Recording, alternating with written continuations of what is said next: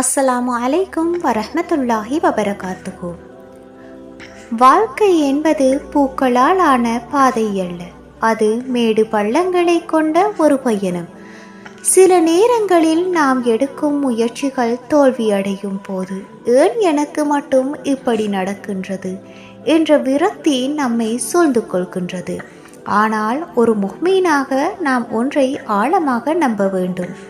நிச்சயமாக துன்பத்துடன் இன்பம் இருக்கின்றது. திருக்குர்ஆன் 94வது அத்தியாயம் 5வது வசனம் என்பது இறைவனின் வாக்குறுதி. இருள் சூழ்ந்த இரவுக்கு பிறகுதான் அழகான விடியல் பிறக்கின்றது. அதுபோல இன்று நீங்கள் அனுபவிக்கும் ஒவ்வொரு வழியும் கண்ணீரும் உங்களை ஒரு சிறந்த மனிதனாக செதுக்கவே இறைவன் நாடுகின்றான். நினைவில் கொள்ளுங்கள், உங்களுக்கு எது கிடைக்கவில்லையோ அது உங்களுக்கானதல்ல, உங்களுக்கு எது கிடைத்ததோ அது உங்களை விட்டு போகாது.